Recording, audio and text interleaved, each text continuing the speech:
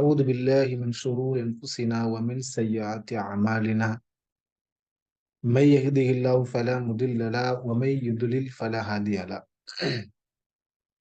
وأشهد أن لا إله إلا الله وأشهد أن محمدا عبده ورسوله أما بعد أعوذ بالله من الشيطان الرجيم بسم الله الرحمن الرحيم எல்லா புகழும் அகிலங்களை படைத்து பரிபாலித்துக் கொண்டிருக்கூடிய ஏக இறைவன் ஐயா அல்லாஹ் ஒருவனுக்கு உரித்தாகட்டும்.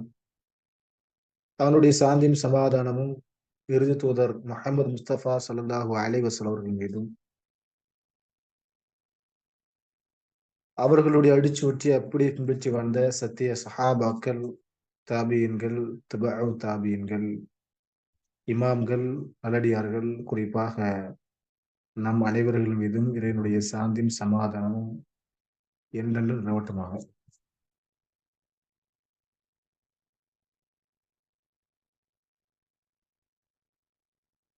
அல்லாஹ்வுடைய ஒரு மாபெரும் கிருபையினால அல்லாஹ் பற்றியும் அவருடைய மார்க்கத்தை பற்றி படிப்பதற்கு அல்லாஹ் தஆலா மீண்டும் ஒரு வாய்ப்பை நமக்கு வழங்கியிருக்கிறான். அல்ஹம்துலில்லாஹ்.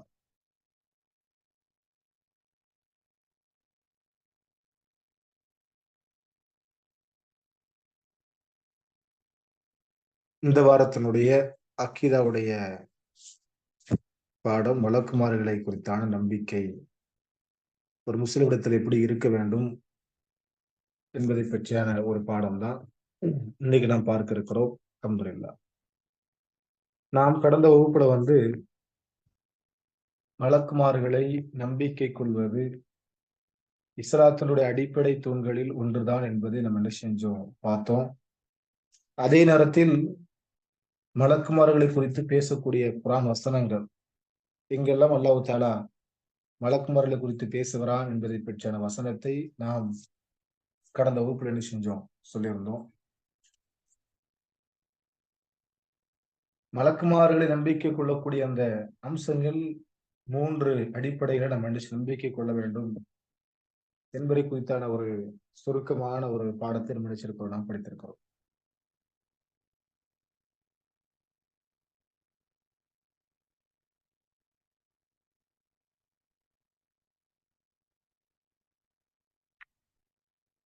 அதே நேரத்துல மலக்குமாருடைய தோற்றம், மலக்குமாருடைய எண்ணிக்கை என்பதை பற்றியான ஒரு சுருக்கமான ஒரு பாடத்தை நம்ம என்ன செஞ்சோம், பார்த்தோம்.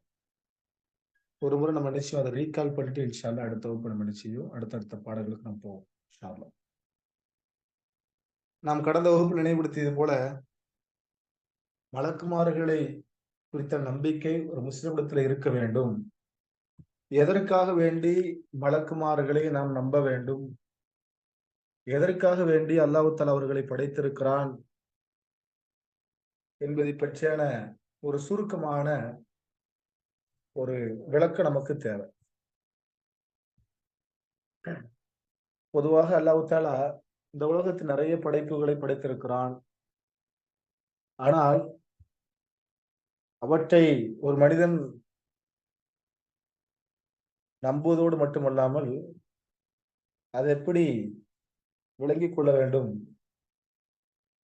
என்பதை பற்றியான பாடத்தையும் நமக்கு என்ன செய்றான், அல்லாஹ் தஆலா கற்றுக் கொடுக்கிறான். அதுல ஒன்றுதான் மலக்குமார்கள். மலக்குமார்களை குறித்த நம்பிக்கை ஒரு முஃமினிடத்தில் எப்படி இருக்க வேண்டும், அவர்களோடு எப்படி நடந்து கொள்ள வேண்டும் என்பதை பற்றியான ஒரு அடிப்படை விஷயங்களை இந்த உலகத்தில் இருக்கக்கூடிய அனைத்து முஸ்லிம்களும் முஃமின்கள் என்ன செய்ய வேண்டும், அதை கற்றுக்கொள்ள கடமைப்பட்டிருக்கிறாங்க. அந்த அடிப்படையில் தான் அல்லாஹ் தஆலா அவனுடைய நம்பிக்கையோடு சேர்த்து பேசக்கூடிய ஒரு நம்பிக்கை தான் மலக்குமார்களை பற்றியான நம்பிக்கை. குர்ஆன்ல நிறைய இடங்கள் அல்லாஹ் தஆலா மலக்குமார்களை குறித்து என்ன செய்வான், பேசுவான். 4வது அத்தியாயத்துடைய 136வது வசனம், வமை யக்ஃபுர் பில்லாஹ் வ மலாயிகத்திஹி வ குதுபிஹி வ ரசூலிஹி வல் யௌமில் ஆகிரி ஃபக்கத் லல்ல ضلالا பஈதா. யார் அல்லாஹ்வுக்கும் மலக்குமார்களுக்கும் அவனுடைய அல்லாஹ்வையும் அவனுடைய மலக்குமார்களையும் அவனுடைய வேதங்களையும் அவனுடைய தூதர்மார்களையும் இன்னும் மறுமை நாளையும் யார் நிராகரிக்கிறார்களோ அவர்கள் தூரமான இடத்தில் இருக்கிறாங்க, வழிகேட்டின்பால் சென்று விட்டார்கள் அப்படிங்கிற அல்லாஹ் தஆலா நினைச்சலாம் குர்ஆனில் பேசுகிறான். அதே போல 2வது அத்தியாயத்தினுடைய 95வது வசனம், மன்கான அதுவன் இல்லா, யார் அல்லாஹ்வுக்கு எதிரியாக இருக்கிறானோ, மலாய்க்கத்திகி, அவனுடைய தூதருக்கு யார் அவனுடைய மலக்குமார்களுக்கு யார் எதிரியாக இருக்கிறார்களோ, ஒரு ருசூலிஹி, அவனுடைய தூதர்மார்களுக்கு யார், ஜிப்ரீல மீகாயில, ஜிப்ரீலுக்கும் மீகாயிலுக்கும் யார் எதிரியாக இருக்கிறார்களோ, ஃபைன்னல்லாஹ அதுவன் லில் காஃபிரீன், அப்படிப்பட்ட காஃபிர்களுக்கும் அல்லாஹ் நினைச்சிற எதிரியாக இருக்கிறான் என்பதை இப்படி வசனங்கள் அல்லாஹ் தஆலா சுட்டி காட்டுகிறான். இப்படி நிறைய வசனங்களை நாம் குர்ஆன் எடுத்து பார்த்தோம்னு சொன்னா, நிறைய இடங்கள்ல அல்லாஹ் தஆலா அவனோடு இணைத்து பேசக்கூடிய ஒரு நம்பிக்கையை தான் மலக்குமார்களை பற்றி பேசுகிறான். அப்ப இந்த நம்பிக்கை ஒரு முஸ்லிமிடத்தில் எப்படி இருக்க வேண்டும், அவர்களோடு எப்படி ஒரு முஸ்லிம் நடந்து கொள்ள வேண்டும் என்பதை பற்றியான ஒரு அடிப்படை விஷயத்தை ஒவ்வொரு முஸ்லிமும் ஒரு முஃமின் என்ன செய்யணும், கற்றுக்கொள்ள கடமைப்பட்டிருக்கு என்பது எந்த ஒரு மாற்று கருத்தும் கிடையாது. அதே போல இந்த மலக்குமார்களை குறித்து எப்படி நம்புறாங்க, முஸ்லிம்கள் எப்படி நம்புறாங்க, ஏனைய மதத்தவர்கள் எப்படி நம்புறாங்க என்பதை பற்றியான ஒரு பாடத்தை நம்ம என்ன செய்யறோம், கற்றுக்கொள்ள கடமைப்பட்டிருக்கிறோம். பொதுவாக மலக்குமார்களை குறித்து நம்பக்கூடிய கூட்டத்தார்கள் யார் என்று சொன்னால் கிறிஸ்தவர்கள், யூதர்கள். மலக்குமார்கள் என்று நம்பக்கூடிய கூட்டத்தார்கள் தான் இவர்கள் எல்லாருமே, கிறிஸ்தவர்களும் யூதர்களும். இதல்லாத வேறு கலாச்சாரத்தை, வேறு மதத்தை பின்பற்றக்கூடியவங்க இருக்கிறாங்கன்னு சொன்னா, அவர்கள் மலக்குமார்கள் நம்பாம அதை வேறு ஒரு படைப்பாக, வேறு ஒரு படைப்பாக நினைச்சுறாங்க நம்பக்கூடிய மக்கள் எல்லாம் பார்க்க முடியும். அதிலும் குறிப்பாக இப்ப நம்ம சொன்னோம் இல்லையா, யூதர்களும் கிறிஸ்தவர்களும் மலக்குமார்களை குறித்து நம்புறாங்க. ஆனா நம்பிக்கையில அவங்ககிட்ட சரி கிடையாது. சில மலக்குமார்களை ஏற்றும், சில மலக்குமார்களை மறுத்து என்ன செய்றாங்க, அவங்க நினைச்சுறாங்க நம்புறாங்க. சில சில மலக்குமாருடைய பெயர்கள் நினைச்சுறாங்க மறுக்கிறாங்க. உண்மையிலே சொல்ல போனா ஜிப்ரீல் அலைஹிஸ்ஸலாம் என்ன செய்ய மாட்டாங்க, யூதர்கள் நினைச்சு ஏற்றுக்கொள்ள மாட்டாங்க. யூதர்கள் ஜிப்ரீல் அலைஹிஸ்ஸலாம் நினைச்சு ஒருபோதும் நினைச்ச மாட்டாங்க, ஏற்றுக்கொள்ள மாட்டாங்க. இப்படி யூதர்கள் இப்படி சில மலக்குமார்களை ஏற்று, சில மலக்குமார்களை நினைச்சுறாங்க மறுக்கக்கூடிய ஒரு நிலையை பார்க்கிறோம்.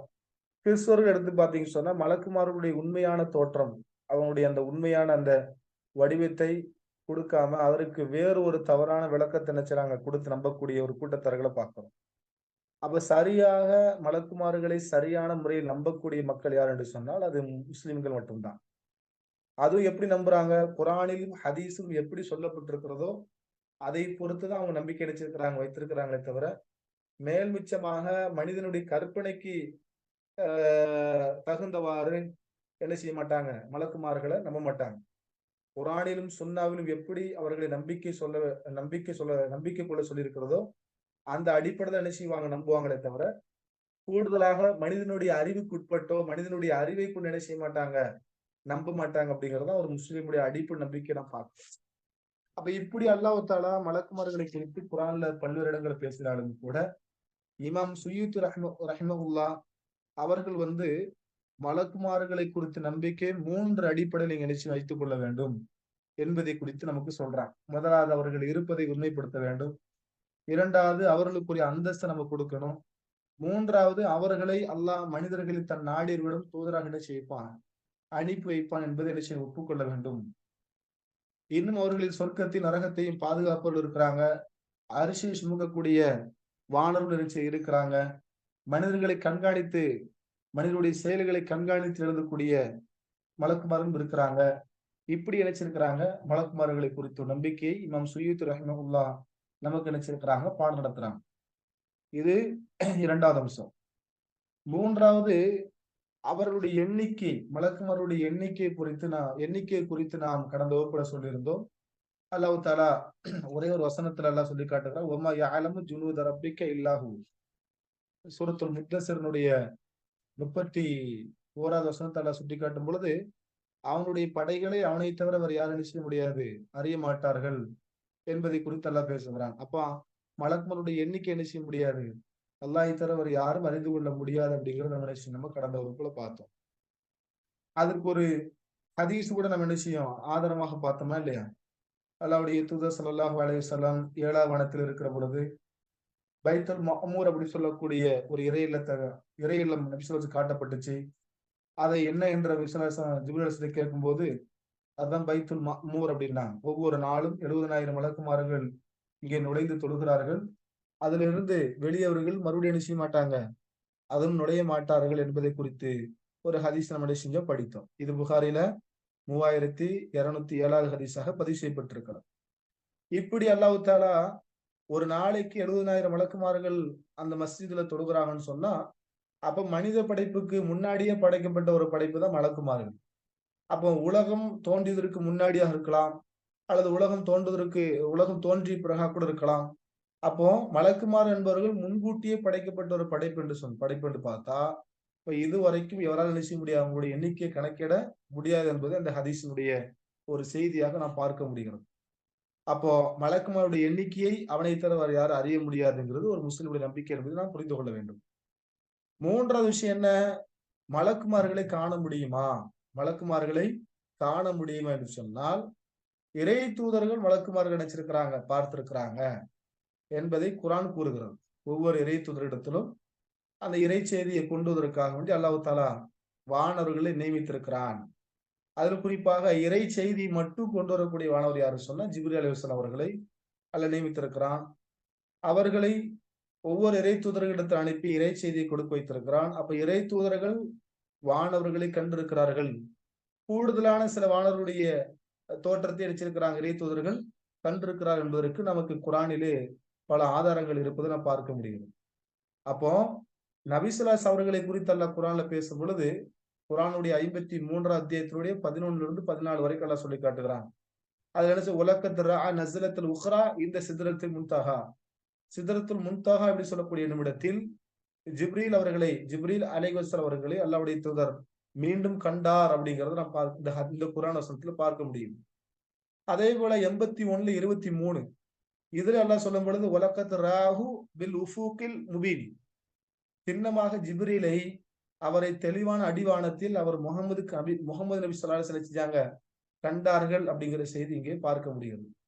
அப்ப இந்த 2 வசனத்தை பார்க்கும் பொழுது, இந்த 2 வசனத்திலையுமே ஜிப்ரீல் அலைஹிஸ்ஸலாம் அவர்களை அல்லாஹ்வுடைய தூதர் முகமது நபி ஸல்லல்லாஹு அலைஹி வஸல்லம் செஞ்சிருக்கிறாங்க, கண்டிருக்கிறார்கள். அப்ப மலக்குமார்களை தூதர்மார்கள் கண்டிருக்கிறார்கள். நமக்கு கேள்வி வரும், நம்ம காண முடியுமா? நம்ம பார்க்க முடியுமா அவங்கள? நமக்கு அப்படி பாக்கியம் கிடைக்குமா? அதாவது அல்லாஹ் நாடினால் அவர்களை பார்க்கக்கூடிய பாக்கியம் கிடைக்கும். ஆனால் அப்படியே ஒருவேளை ஒரு மனிதர் கண்டாலும் கூட அவர் மலக்கு தான் என்று என்ன செய்ய முடியாது, தீர்மானிக்க முடியாது. நமக்கு அந்த அந்த தெளிவு வரக்கூடிய இந்த ஆற்றலையோ அதற்கான சூழலை என்ன செய்யலாம் ஏற்படுத்தி கொடுக்கல. இப்ப நபிமார்களுடைய காலத்துல ஏதாவது ஒரு தோற்றத்தை மக்கள் கண்டுவிட்டால் உடனே என்ன செய்வாங்க, நபி ஸல்லல்லாஹு அலைஹி வஸல்லம் காலத்துல இருக்கட்டுமே, நபி ஸல்லல்லாஹு அலைஹி காலத்துல யாரையாவது ஒருத்தரை பார்த்துட்டாங்க, புதிதாக ஒரு உருவமோ புதிதாக ஒரு தோற்றத்தையோ பார்த்துட்டாங்கன்னு சொன்னா அதனுடைய தெளிவு விளக்கம் கேட்பதற்காண்டி நபி ஸல்லல்லாஹு அலைஹி வஸல்லம் போவாங்க. அது உண்மை என்ன நிலவரம் என்பதை நபிமார்கள் என்ன செய்வாங்க, விளங்கப்படுத்துவாங்க. ஆனா நமக்கு அந்த மாதிரியான ஒரு சூழல் எதுவுமே கிடையாது. நாம் பார்க்கக்கூடிய எதுவாக இருந்தாலும் சரி, அது அழகான தோற்றமுடைய எதுவாக இருந்தாலும் சரி, அது மலக்குதான் என்பதை நம்மளால் நிச்சயம் உறுதிப்படுத்த முடியாது என்பதை நாம் இங்க புரிந்து கொள்ள வேண்டும். அப்ப நபிமார்களை பொறுத்த வரைக்கும் என்ன செஞ்சிருக்கிறாங்க, மலக்குமார்களை கண்டிருக்கிறாங்க. அதிலும் குறிப்பாக நபி ஸல்லல்லாஹு அலைஹி வஸல்லம் செஞ்சிருக்கிறாங்க, மலக்குமார்களை ஜிப்ரீல் அலைஹிஸ்ஸலாம் நினைச்சிருக்க 2 முறை கண்டிருக்கிறாங்க என்பதை நாம் பார்க்க முடிகிறது. அதே போல சில தூதர்மார்களும் சில நபிமார்கள் நினைச்சிருக்கிறாங்க, மலக்குமார்களை கண்டிருக்கிறார்கள். உதாரணத்துக்கு மூசா நபியாக இருக்கட்டும், இப்ராஹிம் நபியாக இருக்கட்டும், லூத் நபியாக இருக்கட்டும், இப்படி ஏனைய நபிமார்கள் நினைச்சிருக்கிறாங்க, மலக்குமார்களை கண்டிருக்கிறார்கள். ஆனா அதுல என்ன ஒரு சின்ன ஒரு விஷயம் என்னன்னா, உடனடியாக அவர் மலக்குதான் என்பது எந்த நபியாக என்ன செய்ய முடியாது, தீர்மானிக்க முடியாது. ஒன்று அவர்கள் வரணும், அவரிடத்துல பேச்சு கொடுக்கணும், அதற்கு பிறகுதான் அல்லாஹ் அவர்களுக்கு அறிவிப்பான், அல்லது வந்தவர் வானவர் தான் என்பதை என்ன செய்வாங்க, சொல்லுவாங்க. அப்போ கொஞ்சம் டைம் எடுக்கும். இவர்கள் மலக்குமார்கள் தான் என்பதை தெரிந்து கொள்ளக்கூடிய அந்த விதம் என்பது நபிமார்களுக்கு கூட கொஞ்சம் என்ன செய்யும், நேரம் எடுக்குங்கிறதான் இங்க நம்ம நேற்று கடந்த வகுப்புல கூட நம்ம என்ன செஞ்சோம், படித்தோம். மூசா நபிட்ட வந்த வானவர் கூட அவர் மனித ரூபத்துல வந்தவர் வானவர் மூசா நபிக்கு தெரியாது. அப்ப கொஞ்ச நேரம் கழிச்சு தான் அவருக்கு எனக்கு தெரிய வந்தது. இப்ராஹிம் நபியாக இருக்கட்டும், மரியம் அலைஹிஸ்ஸலாம் அவர்களாக இருக்கட்டும், லூத் நபியாக இருக்கட்டும், இப்படி நபி ஸல்லல்லாஹு அலைஹி அவர்கிட்ட கூட இருக்கட்டுமே, நம்ம ஆரம்பத்துல ஒரு ஹதீஸ் படிச்சோம், ஹதீசுல் ஜிப்ரீல் சொல்லக்கூடிய ஒரு ஹதீஸ். இப்படி இப்படி வந்தவர்கள் எல்லாம் மனித ரூபத்தில் வந்திருக்கிறாங்க. ஆனால் வந்தவர் வானவர் தான் என்பதை நபிமார்களால் கூட என்ன செய்ய முடியாது, அறிந்து கொள்ள முடியாது. அல்லாஹ் அறிவித்து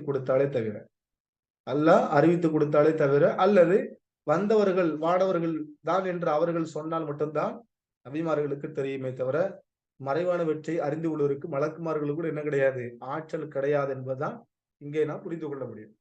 அப்ப இப்படி நபிமார்கள் நினைச்சிருக்கிறாங்க, வந்திருக்கிறாங்க, அவர்களை மலக்குமார்கள் வந்திருக்கிறாங்க, அவர்களை இறை தூதர்கள் கண்டிருக்கிறார்கள் என்பதை குறித்தான ஒரு செய்தி இங்கே நாம் பார்க்க முடிகிறது. அடுத்தபடியாக என்ன, அவர்களின் தோற்றம், மலக்குமாரனுடைய தோற்றம். மலக்குமாருடைய தோற்றத்தை பொறுத்த வரைக்கும் ஒரே ஒரு குர்ஆன் வசனம் மட்டும் வருது பாருங்களேன். 53வது அத்தியாயத்தினுடைய 6வது வசனம், து மிர்ரத்தின் ஃபஸ்தவா, அவர் அழகான தோற்றமுடையவர் அப்படிங்கிற ஒரு செய்தி, ஒரு வசனத்தை நாம் இங்கே பார்க்க முடியுது. இது மலக்குமார்களை குறித்து பேசக்கூடிய வசனம் என்பதற்கு இப்னு அப்பாஸ் ரலியல்லாஹு அன்ஹு இதுக்கு விளக்கம் கொடுக்கிறாங்க. இந்த வசனத்திற்கு இப்னு அப்பாஸ் ரலியல்லாஹு அன்ஹு அவர்கள் விளக்கம் கொடுக்கிற பொழுது, தூமிர்ரா என்பதற்கு அழகான தோற்றம், அது யாரை குறிக்கும்னா மலக்குமார்களை தான் குறிக்கும் அப்படிங்கறத நினைச்சாங்க. இந்த வசனத்துக்கு இப்னு அப்பாஸ் ரலியல்லாஹு அன்ஹு விளக்கம் கொடுக்கிறாங்க. அதே போல ஒரு குர்ஆன் வசனம் பாருங்களேன், மலக்குமார்கள் அழகான தோற்றம் உடையவர் என்பதற்கு இன்னொரு ஒரு குர்ஆன் வசனம் ஆதாரமாக இருக்கிறது.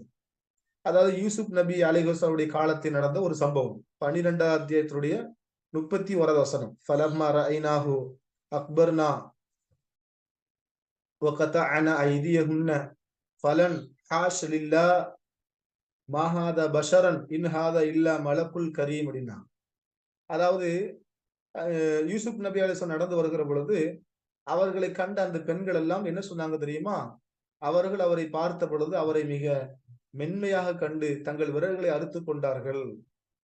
சொல்லிவிட்டு சொன்னாங்க, ஃபலன் ஹாஷ லில்லாஹ் மா ஹாதா பஷரன் இன் ஹாதா இல்லா மலக்குல் கரீம். அல்லாஹ் பரிசுத்தமானவன், இவர் மனிதர் அல்ல, இவர் மனிதர் அல்ல, இவர் மேன்மைக்குரிய ஒரு மலக்கை தவிர வேறில்லை என்று அந்த பெண்கள் கூறினார்கள் என்பதை இந்த குர்ஆன் வசனத்தில் பார்க்க முடியும்.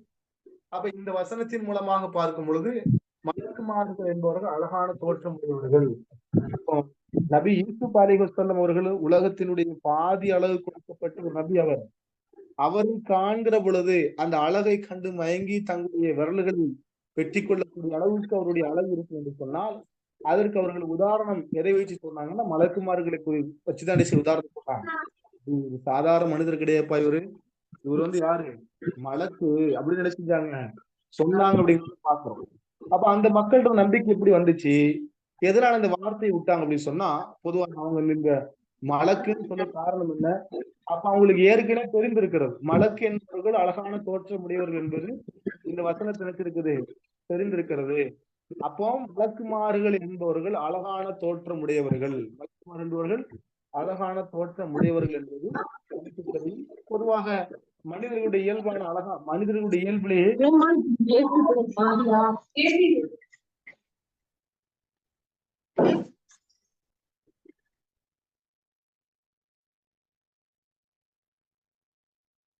அப்ப மனிதனுடைய இயல்பிலேயே தெரியுது அவர்கள் அழகான தோற்றம் உடையவர்கள் அப்படிங்கிறது இந்த சம்பவத்தின் மூலமா நமக்கு தெரிய வருகிறது. சரி, அழகான தோற்றம் உடையவர்கள் அப்படிங்கறது நம்ம தெரிஞ்சுக்கிட்டோம், ஓகேவா? அடுத்து அதே போல மலக்குமார்கள் அருவருப்பான தோட்டத்தில் என்ன செய்ய மாட்டாங்க, வரமாட்டாங்க. உதாரணத்துக்கு சொல்ல போனா அழகான தோற்றமுடைய மலக்குமார்கள் அருவருப்பான தோற்றத்தை ஷைத்தானோட நினைச்சு ஒப்பிடுவாங்க. அப்போ மலக்குமார்கள் அருவருப்பான அசிங்கமான தோற்றத்தை நினைச்ச மாட்டாங்க, வரமாட்டாங்க அப்படிங்கிறத இதெல்லாம் பார்க்க முடியுது. சரி, ஓகே. அடுத்து என்ன, மலக்குமார்கள் மனித ரூபத்துல வந்திருக்கிறார்கள், அதற்கு ஒரு ஹதீஸ் ஆதாரமாக இருக்கிறது. மலக்குமார்கள் மனித ரூபத்துல வந்திருக்கிறாங்க அப்படிங்கிறதுக்கு ஒரு ஹதீஸ் ஆதாரமாக இருக்கிறது. என்ன ஹதீஸ் அது? முஸ்லிம்ல 271வது ஹதீஸாக பதிவு செய்யப்பட்டிருக்கிறது. 271 ஒரு நாள் நபி ஸல்லல்லாஹு வீட்டுல ஒரு சஹாபிட்ட பேசிக்கிட்டு இருக்கிறாங்க. உம்மு சலமா ரலியல்லாஹு அன்ஹா அதை கவனிச்சுட்டு இருக்கிறாங்க. அப்ப நபி ஸல்லல்லாஹு பேசிட்டு போயிட்டாங்க. அந்த சஹாபி வந்தவர் பேசிட்டு போயிட்டார். உம்மு சலமா ரலியல்லாஹு அன்ஹா வந்து அல்லாஹ்வுடைய தூதர் கேட்கறாங்க. உம்மு சலமா வந்துட்டு போனது யாருன்னு தெரியுமா? அப்படின்னு கேட்கறாங்க. உடனே உம்மு சலமா ரலியல்லாஹு கேட்கறாங்க, சொல்றாங்க, அது திஹியத்துல் கல்பி தானே அப்படின்னு சொல்றாங்க. திஹியத்துல் கல்பி தானே அப்படி கேட்கறாங்க. திஹியத்துல் கல்பி தானே கேட்கும்போது, அப்ப அல்லாஹ்வுடைய தூதர் சொன்னாங்க, இல்ல உம்மு சலமா, அது திஹியத்து கல்பி கிடையாது. வந்தவர் ஜிப்ரீல் அப்படின்னாங்க. அப்பதான் தெரியுது, அப்போ மனித ரூபத்துல மலக்குமார்கள் வருவாங்க. இது வந்து நபி ஸல்லல்லாஹு அலைஹி வஸல்லம் நபியாக ஆன பிறகு வீட்டில் நடந்த சம்பவம். பொதுவான ஒரு சம்பவம் ஒண்ணு இருக்குது. அத நம்ம படிச்சுட்டோம் ஏற்கனவே. அந்த ஹதீஸ் நமக்கு எல்லாருக்குமே தெரியும். ஹதீஸுல் ஜிப்ரீல்னு சொல்லுவாங்க அந்த ஹதீஸ் பேரு. ஒரு மனிதர் வெண்மையான ஆடை அணிந்து, கடும் வெண்மையான ஆடை அணிந்து, கருத்த நிறைய கருத்த நிறமுடைய முடியை கருத்த நிறமுடைய முடி நிறைந்த ஒரு மனிதர் அ பயணத்துல அவரிடத்தில் பயணத்தின் அடையாளம் தென்படாமல் என்ன செய்றாரு? வர்றார். எந்த ஒரு தூசியோ, துரும்போ, அழுக்கோ, களைப்போ, முடி கருத்து இருக்குது. வெண்மையான ஆடை அணிந்திருக்கிறாரு. அவர் இதுக்கு முன்னாடி யாரும் பார்த்தது கிடையாது. அப்படி சொல்லி ஒருத்தர் வந்து ரசூலுல்லாஹ்ட்ட பக்கத்துல செய்றாங்க உட்கார்ந்து, இஸ்லாம்னா என்ன? ஈமான்னா என்ன? இஹ்சான்னா என்ன? மறுமை நாள் எப்போ வரும்? மறுமையினுடைய அடையாளங்கள் என்ன? என்பதை பற்றியான ஒரு செய்திய வந்து நபி ஸல்லல்லாஹு அலைஹி வஸல்லம் நினைச்சு கேட்டாங்க. ரசூலுல்லாஹ் நினைச்சு அதுக்கு விளக்கம் குடுத்தாங்க. அவரு வந்துட்டு போயிட்டார். வந்துட்டு போனதுக்கப்புறம், அதுக்கப்புறம் தான் உமர் ரலியல்லாஹு சொன்னாங்க, "யா உமர், கேள்வி கேட்டிருப்பது உங்களுக்கு தெரியுமா? யா உமர், தத்ரி மன் சாயில்? மனிஸ் சாயில்?" இப்போ ஒருத்தர் கேள்வி கேட்டுட்டு போனாரே, அவர பத்தி உங்களுக்கு ஏதாவது தெரியுமா? அப்படின்னு கேட்கும்போது, அப்போ உமர்ல அவங்க என்ன பதில் சொன்னாங்க? "அல்லாஹு வ ரசூலுஹு வ அலம்" அப்படின்னாங்க. அல்லாஹ்வும் ரசூலுக்கு மட்டும் தான் தெரியும் அப்படின்னாங்க. உடனடியா ஆ ரசூல் ஸல்லல்லாஹு சொன்னாங்க, "ஃபஇன்னஹு ஜிப்ரீல் ஆத்தாக்கும் யுஅல்லிமுக்கும் தீனக்கும்." வந்தவர் யார் தெரியுமா? ஜிப்ரீல். அவர் உங்களுடைய மார்க்கத்தை உங்களுக்கு கற்றுக் கொடுப்பதற்காக நினைச்சிருக்கிறார், வந்திருக்கிறார் அப்படின்னாங்க. அப்ப மனித ரூபத்துல வருவாங்க அப்படிங்கிற இந்த ஹதீஸ பார்க்க முடியுது. உம்மு சலமா ரலியல்லாஹு அன்ஹா அவங்கட்ட ரசூலுல்லாஹ் கேட்கும்போது, வந்துட்டு போனது யார் தெரியுமா? திஹியத்துல் கல்பி தானே? இல்ல, இல்ல. வந்துட்டு போனது ஜிப்ரீல் அப்படின்னாங்க. வந்துட்டு போனது யாரு? ஜிப்ரீல். அப்ப ஒரு நபித்தோருடைய உருவத்துல ரசூலுல்லாஹ் வந்திருக்கிறாங்க. அவர் எந்த நபித்தோருடைய தோற்றத்துல அப்படி சொன்னா, திஹியத்துல் கல்பி சொல்லக்கூடிய ஒரு நபித்தோருடைய தோற்றத்துல என்ன செய்கிறாங்க? வந்திருக்கிறாங்க என்பதை இந்த சம்பவம் நமக்கு நினைவூட்டப்படுகிறது. ஏன்னா அதுல தஹியான்னு வருது. தஹ்யா இப்னு கலபி அப்படின்னு சொல்லுவாங்க. அல்லது திஹியத்துல் கலபி இப்படின்னு என்ன செய்யப்படுறதுக்கு பேர் சொல்லப்படும். அந்த நபித்தோருடைய பேர் சொல்லப்படும். அப்போ அவர்கள் மனித ரூபத்தில் காட்சி தருவார்கள். அதிலும் குறிப்பாக நபி ஸல்லல்லாஹு அலைஹி காலத்துல இந்த சஹாபியினுடைய தோற்றத்துல நினைச்சிருக்கிறாங்க. வானவர் ஜிப்ரீல் நினைச்சிருக்கிறாரு. ஆ வந்திருக்கிறார் என்பது இந்த செய்தி நமக்கு உறுதிப்படுத்தப்படுகிறது. அதேபோல சில நபி சில தூதர்மார்களை சில மலக்குமார்களை நபி ஸல்லல்லாஹு அலைஹி செஞ்சிருக்கிறாங்க, பார்த்திருக்கிறாங்க. ஒரு நாள் இரவுல ரசூல் ஸல்லல்லாஹு அலைஹி வஸல்லம் படுத்திருக்கும் பொழுது ஒரு கனவு காண்கிறாங்க. அந்த கனவுல வந்து ரசூல் ஸல்லல்லாஹு அலைஹி வஸல்லம் அவர்கள ஜிப்ரீல் அலைஹிஸ்ஸலாம் அழைச்சிட்டு போறாங்க. அழைச்சிட்டு போய் ஒரு நீண்ட ஒரு ஹதீஸ் அது. அந்த ஹதீஸ்ல வந்து ஒவ்வொருத்தரையா காண்றாங்க. முதல்ல ஒருத்தர் நெருப்பை மூட்டிக் கொண்டிருக்கிறார். அவரை பார்க்கிறாங்க. இவர் யாருன்னு கேட்கும்போது, இவர் தான் நரகத்தினுடைய காவலாளி மாலிக் என்று சொல்றாங்க. திரும்பி ரசூல் ஸல்லல்லாஹு அலைஹி வஸல்லம் திரும்பி ஜிப்ரீல் அலைஹிஸ்ஸலாம் நான் தான் ஜிப்ரீல். இதோ மீகாயில் இவர் தான் சொல்லி நினைச்சிருக்கிற ஒரு ஹதீஸ பார்க்கிறோம். இப்படி சில நபிமார்கள வந்து மலக்குமார்கள வந்து நபி ஸல்லல்லாஹு அலைஹி செஞ்சுக்கிறாங்க, கண்டிருக்கிறார்கள் என்பதை இந்த செய்தி நமக்கு என்ன செய்யப்படுது? சொல்லப்படுகிறத பார்க்கிறோம். சரி. அப்போ மலக்குமார்கள் அ எப்படி நம்பிக்கை கொள்ள வேண்டும்? அவருடைய எண்ணிக்கை என்ன? அவர்களை காண முடியுமா? அவருடைய தோற்றம், அவர்கள் மனித ரூபத்தில் காட்சி தருவார்கள் என்பதை குறித்தான ஒரு நம்பிக்கைய நாம் பார்த்திருக்கிறோம். அதிலும் குறிப்பாக மலக்குமாரருடைய தோற்றத்தை குறித்து பார்க்கும் பொழுது, அல்லாஹ் தஆலா அதையும் குர்ஆன்ல பேசுகிறான். மலக்குமாருடைய தோற்றத்தை குறித்து பார்க்கும்போது, அவர்களை குறித்து அல்லாஹ் குர்ஆன்ல பேசும்பொழுது, அவர்களில் சில மலக்குமார்களை அல்லாஹ் தஆலா இறக்கை உடையவர்களாக அல்லாஹ் நினைச்சிருக்கிறான், படைத்திருக்கிறான். இறக்கை. சில மலக்குமார்களை பொறுத்தவரைக்கும் 2 இறக்கை உடையவர்களாகவும், சில மலக்குமார்களை 3 இறக்கை உடையவர்களாகவும், சில மலக்குமார்களை 4 இறக்கை உடையவர்களாகவும் அல்லாஹ் தஆலா படைத்திருக்கிறான். அப்படி பார்க்கும்போது அல்லாஹ்வுடைய தூதர் ஜிப்ரீல் அலைஹிஸ்ஸலாம் அவர்கள 600 இறக்கையுடன் அல்லாஹ் நினைச்சிருக்கிறான், படைத்திருக்கிறான். ஓகேவா? நல்லா விளங்கிக்கோங்க. மலக்குமார்களை பொறுத்தவரைக்கும் அவர் அல்லாஹ் எப்படி படைச்சிருக்கான்னு சொன்னா, இறக்கையுடையவர்களாக படைத்திருக்கிறான். அதிலும் குறிப்பாக ஜிப்ரீல் அலைஹிஸ்ஸலாம் அவர்கள மட்டும் அல்லாஹ் தஆலா நினைச்சிருக்கிறான். 600 ரெக்கையோட நல்லா நினைச்சிருக்கிறான், படைத்திருக்கிறான். அவங்களுடைய தோற்றம் பிரம்மாண்டமானது. சுபஹானல்லாஹ். மலக்குமாருடைய தோற்றம் பிரம்மாண்டமான ஒரு தோற்றம். ஏன்னா அல்லாஹ்வுடைய தூதர் சொன்னாங்கல்ல, ஆஹ்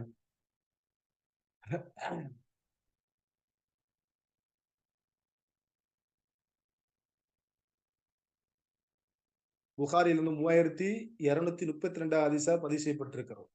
நபிசுல்லாஸ் அவர்கள் ஜிப்ரீல நபிசுல்லாஸ் அவர்கள் ஜிப்ரீலை கண்டார்கள். லஹு அவருக்கு எத்தனை இருந்துச்சு அப்படி சொன்னா, சித்துமியத்தை ஜனா 600 ரெக்கை உடையவராக பார்த்திருக்கிறாங்க. இன்னும் சொல்ல போனா அவர்கள் வானத்திற்கு பூமிக்கும் பிரம்மாண்டமான ஒரு தோற்றம் உடையவர் தான் இந்த மலக்கு ஜிப்ரீல் அப்படின்னு. அதனாலதான் ரசூலுல்லாஹி முதல்ல வகி வரும்போது எங்க இருந்தாங்க? ஹிரா குகையில இருந்தாங்க. ஹிரா குகையில இருக்கும்போது தான் மிகப்பெரிய ஒரு பிரம்மாண்டமான தோற்றத்தை கண்டவுடன் தான் ரசூலுல்லாஹி சரி செஞ்சாங்க, பயத்தோடு வீட்டுக்கு ஓடி வந்தாங்க. சாதாரண ஒரு படைப்பாகவோ அல்லது மனிதனை போன்ற ஒரு படைப்பாக இருக்கும் என்று தான் ரசூலா பயந்திருக்க மாட்டாங்க. பிரம்மாண்டமான மிக உயரமான வானத்துக்கு பூமிக்கும் இடையில அப்படி தோற்றம் ரெக்கைகளை உடையதாக படைக்கப்பட்டதை பார்த்த உடனே ரசூலா பயந்துட்டாங்க. பயந்து என்ன செஞ்சாங்க? கவலையோடு துக்கத்தோடு இந்த பதட்டத்தோடு வீட்டுக்கு ஓடி வந்து தன்னுடைய மனைவி ஹதிஜா என்ன செஞ்சாங்க சொன்னாங்கிற செய்தியை பார்க்கிறோம். அப்போ அவங்கள வந்து அல்லாஹ் தஆலா ரெக்கை உடையவர்களாக படைத்திருக்கிறான். அதிலும் குறிப்பாக ஜிப்ரீல் அவர்கள் அல்லாஹ் தஆலா நினைச்சிருக்கிறான் மிக பிரம்மாண்டமான ஒரு தோற்றம் உடையவராக அல்லாஹ் தஆலா படைத்திருக்கிறார். ஏன்னா அவரைத்தான் ரசூல் நினைச்சிருக்கிறாங்க அவருடைய உண்மையான தோட்டத்துல பார்த்திருக்கிறாங்க. மத்த மலக்குமார்களை அவருடைய உண்மையான தோட்டத்துல பார்த்தார்களா என்பதை குறித்தான வசனங்கள் நம்முடைய கண்களுக்கு தென்படாட்டாலும் கூட இந்த வசனத்துல இந்த செய்தியை பார்க்கும்போது ஜிப்ரீல மட்டும் நினைச்சிருக்கிறாங்க அல்லாஹ்வுடைய தூதர் முழுமையான தோட்டத்தில் பார்த்திருக்கிறாங்க. அந்த ரெக்கை உடையவர்களாக படைத்திருக்கிறார்கள் அப்படின்னு சொன்னோம் இல்லையா? அதுக்கு வசனம் வந்து பாத்தீங்க அப்படின்னு சொன்னா 35வது அத்தியாயத்தினுடைய 1வது வசனம். 35ல முதல் வசனம். இந்த வசனத்துல வந்து மலக்குமார்கள் அல்லாஹ் தஆலா ரெக்கை உடையவர்களாக படைத்திருக்கிறான். அடுத்து என்ன அப்படி சொன்னா, மலக்குகள் என்பவர்கள் ஆண் பெண் என்ற அந்த பாலினத்திற்கு அப்பாற்பட்டவர்கள். அவர்களை பெண்களாக சித்தரிப்பதோ ஆண்களாக சித்தரிப்பதோ கூடாது. ஆண் ரூபத்துல வரதுனா ஒரு ஆண்கள் என்று நினைச்ச முடியாது, நம்ம தீர்மானித்து விட முடியாது. ஓகேவா? இதிலும் குறிப்பாக பெண்களை ஒருபோது பெண்களோடு என்ன செய்யக்கூடாது, மலக்குமார்கள் என்ன செய்யக்கூட ஒப்பிடக்கூடாது. ஏன்னா கிறிஸ்துவர்கள் அப்படித்தான் இன்னைக்கு ஒப்பிட்டுக் கொண்டிருக்கிறாங்க. எப்படி? வான தேவதைகள் அவர்கள் யாரு? அவர்கள் வான தேவதைகள் சொல்லி என்ன செய்றாங்க, மலக்குமார்களை வந்து பெண்களோடு என்ன செய்றாங்க, ஒப்பிடுறாங்க. அப்படி ஒப்பிடக் கூடாது. ஓகேவா? இது ஒரு முஸ்லிமோட நம்பிக்கையில இது ஒரு முக்கியமான நம்பிக்கை நான் வைத்துக் கொள்ள வேண்டும்.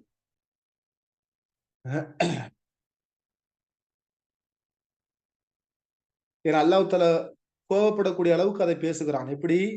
37வது அத்தியாயத்தினுடைய ஏஞ்சல் மாஷா அல்லாஹ் எடுத்து கொடுக்கணும். எடுத்து கொடுத்தாதான் பாடத்துல நீங்க கவனமா இருக்கீங்க தெரியும். ஏஞ்சல் அப்படின்னு சில பேர் நினைச்சாங்க சொல்றாங்க. இதுக்கு ஆதாரம் என்ன? 37வது அத்தியாயத்தினுடைய 149 டு 156 வரைக்கும் நினைச்சான் குர்ஆன்ல பேசுறான். 149 டு 156 வரைக்கும் அல்லாஹ் தஆலா பேசுறான். எப்படி? நபியே நீங்க அவங்கள்ட்ட கேளுங்க, இறைவனுக்கு பெண் மக்களையும் அவர்களுக்கு ஆண் மக்களையும் கற்பனை செய்கிறார்கள் என்றும், அல்லது நாம் மலக்குகளை பெண்களாகவே படைத்தோம் அதற்கு அவர்கள் சாட்சிகளா? அல்லாஹ் கேட்கிறான். அறிந்து கொள்ளுங்க, நிச்சயமாக அவர்கள் தங்களுடைய கற்பனையில் கூறுகிறார்கள் அல்லாஹ் சொல்றான். தங்களுடைய கற்பனை நினைச்சாங்க அவங்க சொல்றாங்க.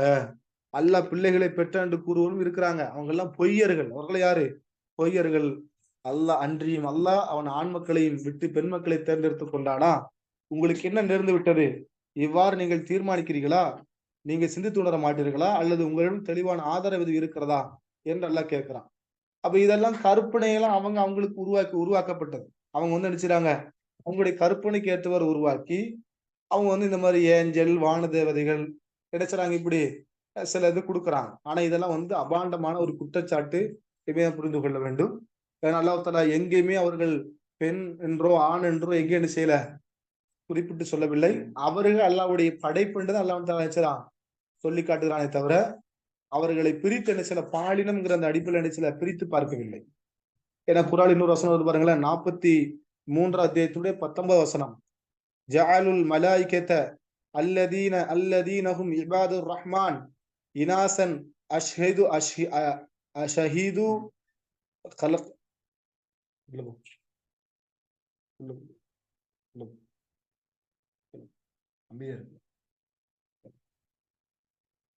கல்ககும் அல்லாஹ் தஆலா இங்க சொல்லும் பொழுது ச துக்துபு ஷஹாதத்துஹும் வைசாலுனஹும் அர் ரஹ்மானின் அடியார்களாகிய மலக்குகளை அவர்கள் பெண்களை ஆக்குகிறார்கள். அவர்கள் படைக்கப்பட்ட போது இவர்கள் நான் பார்த்து கொண்டிருந்தார்களா? அல்லாஹ் கேட்கிறான். அல்லாஹ்வுடைய அடியார்களாகிய மலக்குகளை இவர்கள் என்ன செய்றாங்க? பெண்களாக ஆக்குறாங்க. அல்லாஹ் படைக்கும் போது அவங்க என்ன பார்த்துக்கிட்டா இருந்தாங்க? அல்லாஹ் எப்படி கேள்விக்கு இதெல்லாம் வந்து அல்லாஹ்வுடைய கோபத்தோடு அல்லாஹ் வெளிப்படுத்தக்கூடிய வார்த்தைகள் இதெல்லாம். அப்ப அல்லாஹ் மீது இட்டுக்கட்டு கற்பனையோடு பேசக்கூடிய வாத பிரதி எல்லாமே. அப்ப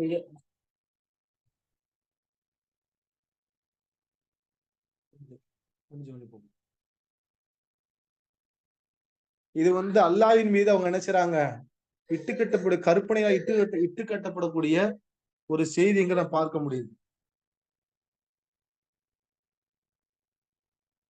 இது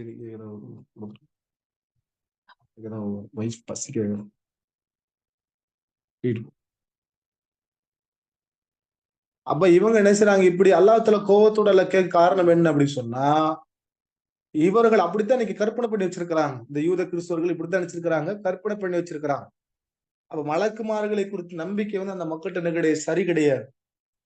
இப்படி நினைச்சுறாங்க வச்சிருக்கிறாங்க. அதெல்லாம் அல்லாஹ் தஆலா நினைச்சு அப்படி கோவத்தோடு கேட்கிறான். இன்னும் கேட்கிறான் பாருங்க. துக்துபு ஷஹாதத்துஹும் வைசாலுனு அவர்களுடைய சாட்சியம் பதிவு செய்யப்பட்டு வைக்கப்பட்டு அவர்கள் கேள்வி கேட்கப்படுவார்கள் சொல்றான். என்ன இப்படிலாம் சொல்லிட்டாங்கல்ல, நாளைக்கு இவர்கள் பேசிக் கொண்டது, இவர்கள் பதிவு பண்ணி வைத்தது எல்லாம் அல்லாஹ் பதிவு பண்ணி வச்சுட்டான். நாளைக்கு இதை பித்து அல்லாஹ் நிச்சயம் நாளைக்கு மறுமை நாள்ல கேள்வி கேட்பான். அப்ப மலக்குமார்களை எந்த ஒரு பாலினத்தோடு நம்ம நிச்சயக்கூடாது, ஒப்பிடக்கூடாது என்பது ஒரு மீனுடைய நம்பிக்கை என்பதை நாம் இங்கே புரிந்து கொள்ள முடிகிறது இந்த வசனத்தின் மூலமாக. ஓகேவா? அப்ப இதெல்லாம் வந்து மலக்குமார்களை குறித்து வரக்கூடிய நம்பிக்கையில முக்கியமான அம்சங்களை பார்ப்போம். அடுத்து என்ன அப்படி சொன்னா மலக்குமாருடைய இயல்புகள். இப்ப நம்ம படிச்சோம் இல்லையா? இப்ப என்னென்ன படிச்சோம்? மலக்குனுடைய எண்ணிக்கை, மலக்குனுடைய தோற்றம், இதை பார்த்தோம். அடுத்து என்ன? மலக்குனுடைய இயல்பு. மலக்குமாருடைய இயல்பு, அவருடைய இயல்பான என்ன? அல்லாஹ் தஆலா அவங்களை எப்படி படைத்திருக்கான்? அவங்களுடைய இயல்பு என்ன? இப்ப மனுஷன் என்று சொன்னா நமக்கெல்லாம் ஒவ்வொருத்தருக்கும் ஒரு இயல்பு இருக்கா இல்லையா? அதே மாதிரி மலக்குமார்களுக்கு என்ன இயல்பு இருக்குது? அவங்களுடைய இயல்பு என்ன? அதை குறித்து பாருங்களேன். நிறைய இடத்துல அல்லாஹ் தஆலா மலக்குமாருடைய இயல்பான அந்த இயற்கை அவங்களுக்குள்ள சில குணாதிசயங்கள், அவங்களுக்குள்ள சில பண்புகளை குறித்து பேசும் பொழுது சில இடத்துல அல்லாஹ் தஆலா குர்ஆன்ல பேசுகிறான். ஓகேவா? அதுல முதலாவது விஷயம் என்ன? அவர்கள் உண்ணவோ பருகவோ மாட்டார்கள். உண்ணவோ பருகவோ மாட்டார்கள். அதற்கு ஆதாரம் என்ன? ஜிப்ரீல் அலைஹிஸ்ஸலாம் அவங்கள்ட்ட வந்த மலக்குமார்கள் 11வது அத்தியாயத்தினுடைய 69, 70 இந்த 2 வசனம் மலக்குமாருடைய இயல்பை குறித்து பேசக்கூடிய வசனம். அவர்கள் உண்ணவோ பருகவோ மாட்டார்கள் அப்படிங்கிற ஒரு செய்தியை பார்க்கிறோம். இமாம் சுயூத்தி ரஹ்மத்துல்லா அவர்களும் ஒரு கருத்து நமக்கு சொல்லிக் கொடுக்குறாங்க. என்னன்னா, அவர்கள் உண்ணவோ பருகவோ மாட்டார்கள், திருமணம் செய்யவும் மாட்டார்கள். இது விஷயமாக அஹ்லு சுன்னாவிடத்தில் ஒருமித்த கருத்து இருப்பதாக இமாம் சுயூத் ரஹ்மத்துல்லா அவர் நினைச்சதாக கூறுறாங்க. அப்ப இதுல 3வது ஒரு பண்பு இவங்க நமக்கு சுட்டி காட்டுறாங்க. என்னது? லா என்கியூன் அவர்கள் என்ன செய்ய மாட்டாங்க, திருமணம் செய்ய மாட்டார்கள் அப்படிங்கிற ஒரு செய்தி பார்க்க முடிகிறது. ஒரு உண்ணவோ பருகவோ என்ன செய்ய மாட்டாங்க மலக்குமார்களுடைய குணாதிசயங்கள் கிடையாது அப்படிங்கிறது நம்ம பார்க்கிறோம். அதே போல இன்னும் சில இயல்புல மனிதனுடைய இயல்போடு ஒரு இயல்பு வந்து மலக்குமார்களுக்கு உண்டு. அது என்ன பண்புன்னா, வெட்க உணர்வு கொள்வார்கள். மலக்குமார்கள் வெட்க உணர்வு கொள்வார்கள், வெட்கப்படுவார்கள். மலக்குமார் என்ன செய்வாங்க? வெட்கப்படுவாங்க. இப்ப மனுஷனுக்குள்ள ஒரு பண்பு யார்கிட்ட இருக்கு? மலக்குமார்கள்ட்ட இருக்குது. ஏன்னா அதுக்கு ஒரு ஹதீஸ் வந்து ஆதாரமாக இருக்கிறது. என்ன ஹதீஸ்னா, அபூபக்கர், உமர் ஒரு நாள் ரசூலுல்லாஹி நினைச்சாங்க, வீட்டுல அமர்ந்து இருக்கிறாங்க. தன்னுடைய முட்டி தெரிகிற மாதிரி, தன்னுடைய முட்டிக்கு மேல தெரிகிற மாதிரி ரசூலுல்லாஹி உட்கார்ந்து கொண்டிருக்கும் பொழுது அபூபக்கர் எல்லாம் வர்றாங்க. ரசூலுல்லாஹி தன்னுடைய ஆடை சரி செய்யல. உமர் எல்லாம் வர்றாங்க, ஆடை சரி செய்யல. உஸ்மான் ரலியல்லாஹு அன்ஹு அவர்கள் வர்றாங்க. ரசூல் ஸல்லல்லாஹு அலைஹி வஸல்லம் தன்னுடைய ஆடை என்ன செய்றாங்க? சரி செய்யறாங்க. உடனடியாக கேட்கிறாங்க, அல்லாஹ்வின் தூதரே, நாங்கள் 2 பேர் வருகிற பொழுது நீங்கள் உங்களுடைய ஆடை எந்திரிச்சு சரி செய்யல. ஆனால் உஸ்மான் ரலியல்லாஹு அவர்கள் வந்த உடனே மட்டும் நீங்க ஆடை என்ன செஞ்சீங்க? சரி செஞ்சீங்கன்னு கேட்கும் பொழுது அல்லாஹ்வுடைய தூதர் ஸல்லல்லாஹு அலைஹி சொன்னாங்க, அலா த அலா அஸ்த அஸ் அஸ்தஹி அல அஸ்தஹி மின் ரஜுலின் தஸ்தஹி மின்குல் மலாய்கா. மலக்குமார்கள் உஸ்மான் ரலியல்லாஹு கண்டு என்ன வெட்கப்படுகிறார்கள். எப்படி மலக்குமார்கள் உஸ்மான் ரலியல்லாஹு கண்டு என்ன வெட்கப்படுறாங்க? எப்படி சொல்லுவாங்கன்னா, யாரை கண்டு மலக்குமார்கள் வெட்கப்படுகிறார்களோ அவரை கண்டு நான் வெட்கப்பட மாட்டானா அப்படின்னு நினைச்சாங்க ரசூல் ஸல்லல்லாஹு அலைஹி வஸல்லம் இங்க சொல்லக்கூடிய செய்தியை பார்க்கிறோம். அப்போ இந்த இந்த ஹதீஸ்ல என்ன வருதுன்னா,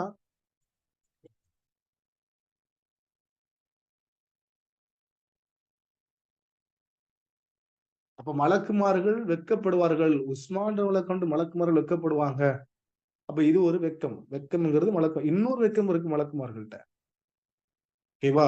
இது வந்து வெட்கம். இது வந்து வெட்கம். இன்னொரு வெட்கம் இருக்கு. என்னன்னா, அருவருப்பான வெட்கம் ஒண்ணு இருக்குது. ஓகேவா? நீங்க கேள்விப்பட்டிருக்கலாம். இந்த பூண்டு, வெங்காயம் சாப்பிட்டுட்டு என்ன செய்யாதீங்க, பள்ளிவாசலுக்கு வராதீங்க அப்டின்னாங்க. ஏன் அத சொன்னாங்க?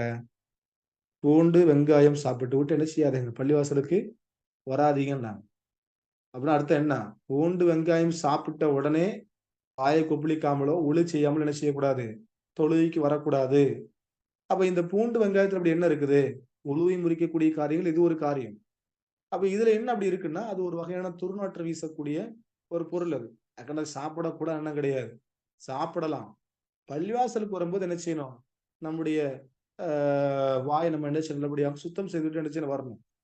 அப்படியே வந்துட்டோம்னு சொன்னா, பக்கத்துல உள்ளவர் என்ன செய்யாது? பக்கத்துல உள்ளவருக்கு அந்த வெறுப்பான ஒரு வெறுப்பை ஏற்படுத்தும்.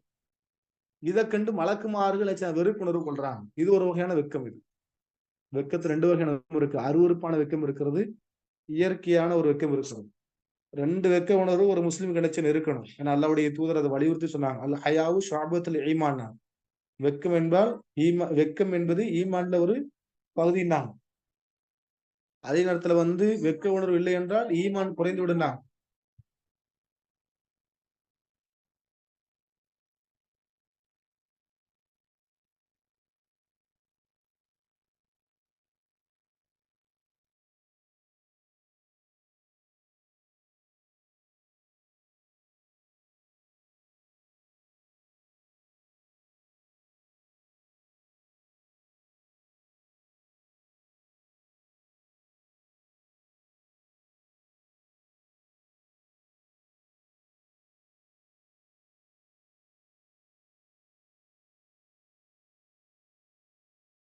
அப்ப 2 வகையான வெட்க உணர்வு நம்மட்ட என்ன செய்து இருக்கிறது. அதுல ஒண்ணு குறிப்பா அ பொதுவான ஒரு வெட்கம். இன்னொன்னு வெறுப்பினால் ஏற்படக்கூடிய வெட்கம் ஒண்ணு இருக்கிறது. அதனால தான் ரசூல் ஸல்லல்லாஹு அலைஹி வஸல்லம் ஈமான்ல ஒரு பாதி தான் ஈமான்ல ஒரு கிளை தான் என்னது? அல் ஹயா வெட்கம் என்று சொன்னாங்க. வெட்கம் இல்ல அப்டின்னா என்ன கிடையாது? ஈமான் இல்ல அர்த்தம் அவன்ட்ட. வெட்க உணர்வு யார்ட்ட இல்லையோ அவன்ட்ட என்ன இல்ல? ஈமான் கிடையாது. வெட்கம் இருந்தா ஈமான் இருக்குன்னு அர்த்தம். வெட்கம் இருக்குன்னா, அதனால ரசூல் சொன்னாங்க இல்லையா? ஆ நீ நாடியதை செய். உனக்கு விருப்பப்பட்டத நீ செஞ்சுக்கோ. எது இல்லன்னா, வெட்கம் இல்லன்னா, நீ நாடியத செஞ்சுக்கோ அப்டின்னாங்க. அப்ப இப்படிலாம் பார்க்கும்போது, அப்போ வெட்க உணர்வு உள்ளவர்கள் தான் யாரு? மலக்குமார்கள். அப்ப அவங்களுக்கு முன்னாடி நம்ம அசிங்கமாகவோ, அருவருப்பான சொற்கள் என்ன செய்யக்கூடாது? பேசக்கூடாது. ஏன்னா, நம்ம அடுத்து படிக்க இருக்கிறோம். மலக்குமார்களுக்கு எந்த அளவுக்கு தொடர்பு இருக்கிறது? மலக்குமார்களுக்கும், மனிதர்களுக்கும் எந்த அளவுக்கு தொடர்பு இருக்குது என்பதை அடுத்து நம்ம அடுத்த வகுப்புல படிக்க இருக்கிறோம். அப்படி இருக்கும்போது, அப்போ நம்மட்ட இந்த வெட்க உணர்வுலாம் இருக்கணும். சில இடத்துல வானவர்கள் வெட்கப்படுறாங்க. சில பேச்சுக்களை கேட்கும் பொழுது, அது அருவருப்பான வெட்கம். அதே மாரி தோற்றம். மனிதர்கள் அருவருப்பாக இருக்கிற நேரத்துல, அதைக்கண்டு என்ன செய்ய மலக்குமார் வெட்கப்படுறாங்க. அதுவும் அருவருப்பான வெட்கம் அது. அதேபோல சில வானவர்கள் நிச்சயம் வெட்கப்படுவாங்க. மனிதருடைய நடத்தையைக் கண்டு ஆச்சரியத்தோடு வெட்கப்படுவாங்க. அது மலக்குமாருடைய ஒரு பண்பாக நாம் பார்க்க முடிகிறது. அப்ப இயல்புல அவங்கள்ட்ட 2 குணம் நமக்கு பார்க்க முடியுது. ஒண்ணு என்ன? அவர்கள் மனிதனை போன்றுள்ள ஒரு பண்பு தான். உண்ணவோ பருக மாட்டாங்க. இது அவங்களுடைய இயல்பான ஒன்று. அதே மாரி வெட்கம்ங்கிற அந்த ஒரு பண்பு யார்ட்ட இருக்குது? மலக்குமார்கள்ட்ட இருக்குது என்பதை நாம என்ன செய்ய முடியும்? பார்க்க முடிகிறது. அடுத்து பாருங்களேன். அடுத்து வந்து மலக்குமார்களை குறித்து அல்லாஹ் தஆலா மலக்குமாருடைய பெயர்கள்.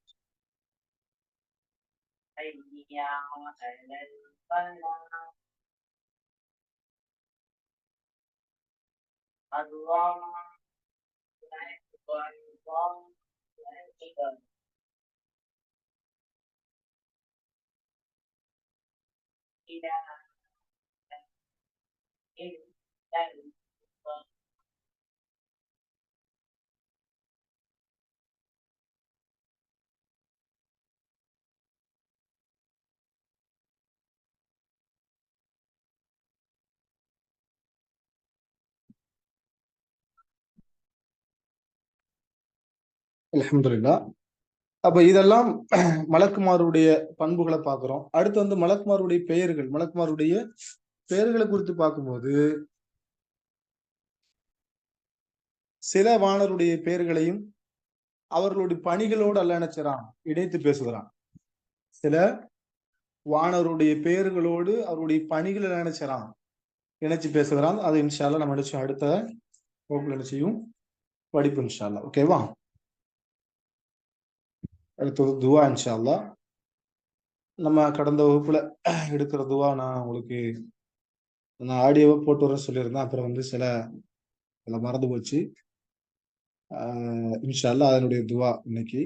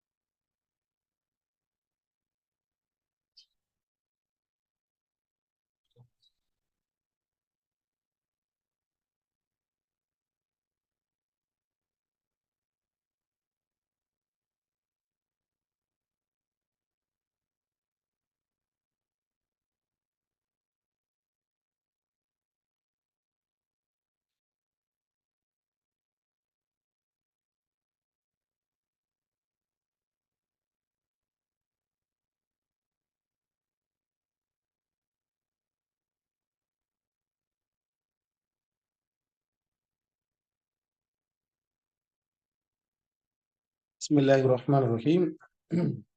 இந்த வாரத்தினுடைய துவா வந்து பொதுவாக இந்த துவா அல்லாஹும்ம இன்னி அஊது பிக மினல் ஹம்மி வல் ஹுஸ்னி வல் அஜ்ஸி வல் கஸலி வல் புக்லி வல் ஜுப்னி வலஅத் தைனி வ கலபத்திர் ரிஜால். இந்த துவா பொறுத்த வரைக்கும் கடன்ல இருந்து, கஷ்டங்கள்ல இருந்து விடுபடக்கூடிய ஒரு துவா. ரொம்ப இம்பார்ட்டன்டான ஒரு துவா. துவானுடைய விளக்கத்தை படிப்பதற்கு முன்னாடி இந்த துவானுடைய சிறப்பு நான் உங்களுக்கு ஒரு சம்பவத்தின் மூலமாக நான் இதை சொல்லுகிறேன் பாருங்களேன். ஒரு நாள் அபூ உமாமா ரலியல்லாஹு அன்ஹு என்ன செய்றாங்கன்னு சொன்னா, பள்ளிவாசல்ல உட்கார்ந்து இருக்கிறாங்க. ரொம்ப கவலையோடு துக்கத்தோடு உட்கார்ந்துட்டு இருக்கிறாங்க. ரொம்ப கவலை. பள்ளிவாசல்ல உட்கார்ந்துட்டு இருக்கிறாங்க. சஹாபாக்களை பொறுத்தவரைக்கும் என்ன அப்படின்னா, ஏதாவது ஒரு கஷ்டம் கவலை வந்துட்டுன்னு சொன்னா பள்ளிவாசலே உட்கார்ந்துருவாங்க. பள்ளிவாசல் வந்து வெறும் தொழுகக்கூடிய இடம் மட்டும் ஆக்காம எல்லா மனிதனுடைய எல்லா விஷயத்திற்கும் பள்ளிவாசல் ஒரு தீர்வாக இருந்துச்சு அவங்களுக்கு. அப்ப கவலை கஷ்டம் ரொம்ப என்ன செய்வாங்கன்னா அந்த பள்ளிவாசல் உட்கார்ந்து என்ன செய்வாங்க, எல்லா இடத்துல மன்றாடி துவா செய்வாங்க. ரொம்ப கவலையோடு உட்கார்ந்து இருக்கிறாரு. தோட்டத்தை பார்க்கும்போது ரொம்ப கவலை. உடனே ரசூல் ஸல்லல்லாஹு அலைஹி வஸல்லம் போறாங்க. போய் கேட்கிறாங்க, அபூ உமாமா, நீங்க இது தொழுகைக்குள்ள நேரமும் கிடையாது. ஆனா நீங்கள் பள்ளிவாசல்ல இருக்கிறீங்களா? என்ன அப்படின்னு கேட்கிறாங்க. உடனே அவர் சொல்றாரு, என் கஷ்டம் என்னை மிகைத்து விட்டது. என் கடன் என்னுடைய முதுகை முறித்து விட்டது. என்னால என்ன செய்ய முடியல, மகிழ்ச்சியா இருக்க முடியலன்னு சொல்லி நினைச்சுறாங்க. அல்லாஹ்வுடைய தூதர்ட்ட நினைச்சுறாங்க. அந்த சஹாபி சொல்றாங்க.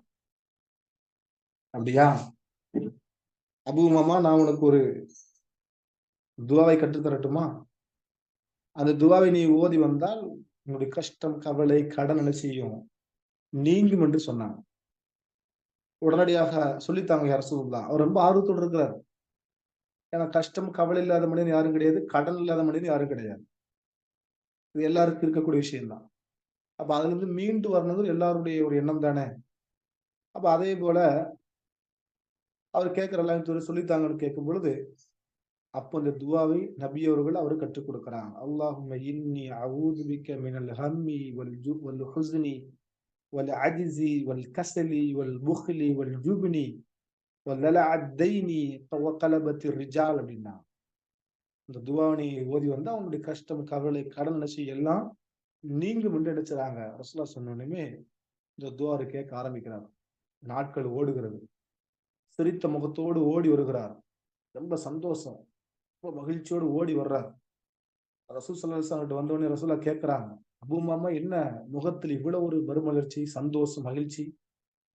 அல்லாஹ்வின் தூதரே, நீங்கள் கற்றுக் கொடுத்த அந்த பிரார்த்தனை நான் தினமும் ஓதி வந்தேன். அந்த பிரார்த்தனையுடைய பிரதிபலன் தான் இன்றைக்கு என்னை மகிழ்ச்சியோடு வைத்திருக்கிறது அப்படின்னாங்க. அப்ப இந்த துஆவை இந்த துஆவ கேட்டா கண்டிப்பா நடக்கும். அவருடைய கஷ்டம், கவலை, கடன் எல்லாம் நிச்சயம் நீங்கும் அப்படிங்கிறதுக்கு இது ஒரு சான்று. அப்ப நம்ம இந்த துஆ படிக்கிறோம். வெறுமனேயாக மனப்பாடம் செய்வது மட்டுமல்லாம இந்த துஆவை நம்ம என்ன செய்யணும்? தினமும் ஓதி வரணும். அப்ப இந்த துஆனுடைய பொருள் என்ன? முதல்ல பாருங்களேன். அல்லாஹும்ம, இறைவா, யா அல்லாஹ், இன்னி, நிச்சயமாக நான், அஊது பிக்க, உன்னிடத்தில் பாதுகாப்பு தேடுகிறேன். மின், விட்டு, எதை விட்டுன்னா, மின்னல் ஹம்மி, கவலை விட்டும், வல் ஹஸனி, துக்கத்தை விட்டும் உன்னிடத்தில் நான் பாதுகாப்பு தேடுகிறேன். வல் அஜ்ஸி, இயலாமை விட்டும், வல் கஸலி, சோம்பேறித்தனத்தை விட்டும், இயலாமை விட்டும், சோம்பேறித்தனத்தை விட்டும் உன்னிடத்தில் நான் பாதுகாப்பு தேடுகிறேன். வல் புக்ல், புக்ல் நமக்கு எல்லாருக்குமே தெரியும். கருமித்தனம், அதாவது கஞ்சத்தனம். புக்ல்னா கஞ்சத்தனத்தை விட்டு உன்னிடத்தில் நான் பாதுகாப்பு தேடுகிறேன். வல் ஜுபன், அப்படின்னு என்னது? கோழைத்தனம். கஞ்சத்தனத்தை விட்டும், கோழைத்தனத்தை விட்டும் உன்னிடத்தில் நான் பாதுகாப்பு தேடுகிறேன். வ லலஅத் தைனி வ கலபத்திர் ரிஜால். வ லலஅத் தைனி அப்படி சொன்னா, அதாவது கடனுடைய பெருக்கத்தை விட்டும். தைன் அப்படின்னா கடன். ஓகேவா? தைன்னா கடன். லலஅத் தைன் அப்படின்னா கடனுடைய பெருக்கத்தை விட்டும். கடனுடைய பெருக்கத்தை விட்டும். வ கலபத்திர் ரிஜால், மனிதர்களின் ஆதிக்கத்தை விட்டும். ரிஜால்னா மனிதர்கள். ரஜுல்னா உண்மை. ரிஜால்னா பன்மை. இப்ப மனிதர்களின் ஆதிக்கம், கலபத், அது மிகைத்து விடக்கூடாது. மிகைத்து அர்த்தம் என்னன்னா, அவங்களுடைய ஆதிக்கத்தை நம்ம நினைச்சு கூட போயிடக்கூடாது. அப்போ மனிதர்களுடைய ஆதிக்கத்தை விட்டும், கடனுடைய பெருக்கத்தை விட்டும், அதை கோழைத்தனத்தை விட்டும், கஞ்சத்தனத்தை விட்டும், சோம்பேறித்தனத்தை விட்டும், அதே போல இயலாமையை விட்டும், கவலையை விட்டும், துக்கத்தை விட்டும் உன்னிடத்தில் நான் பாதுகாப்பு தேடுகிறேன். இது அந்த துஆனுடைய பொருள். எல்லாருக்கும் புரிஞ்சுச்சா?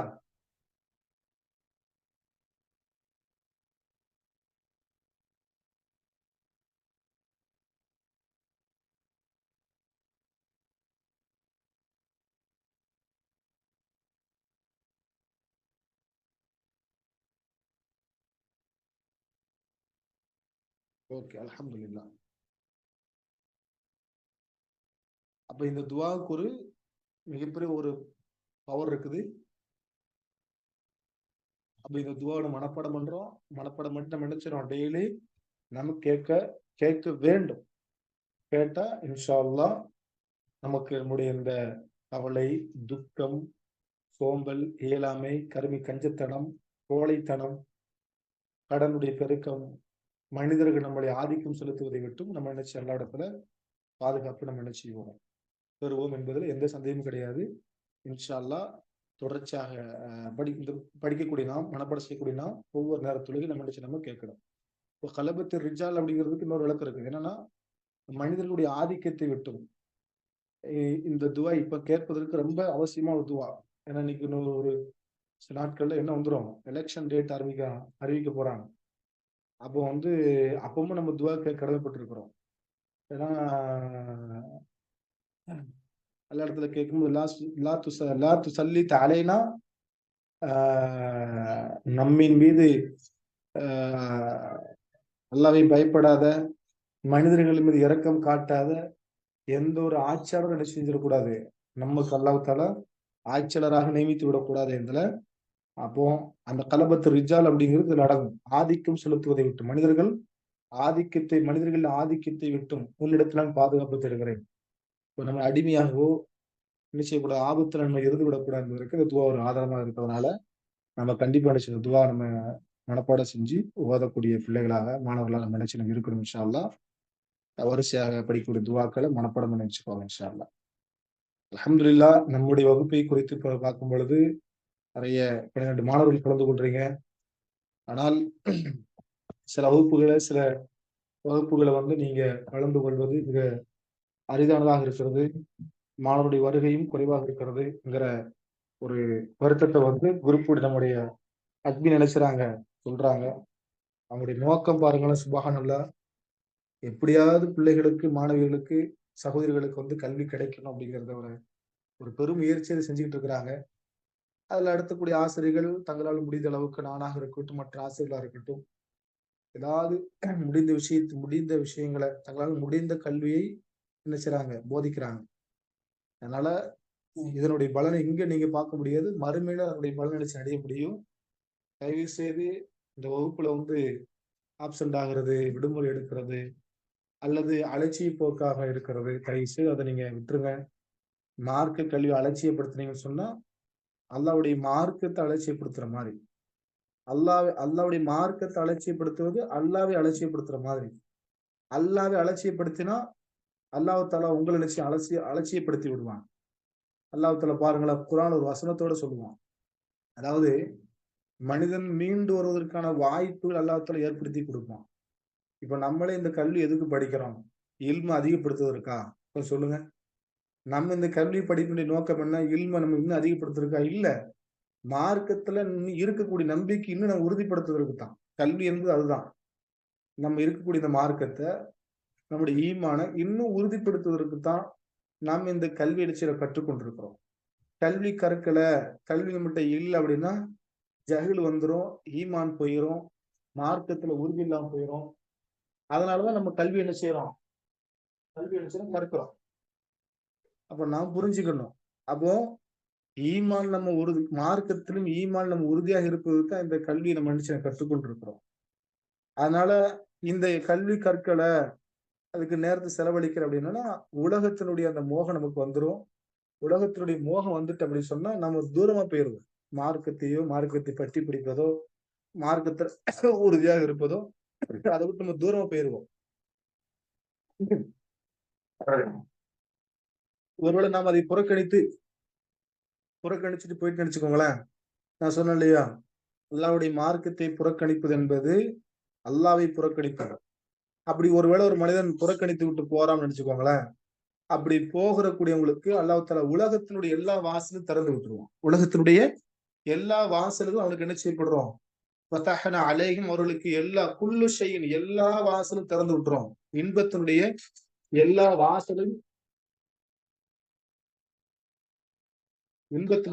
வாசலும் அழிச்சிருவோம்.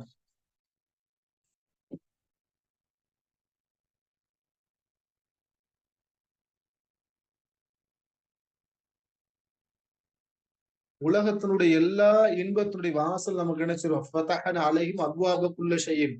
உலகத்தினுடைய எல்லா வாசலும் அவருக்காக நாம் திறந்து விட்டுருவோம்.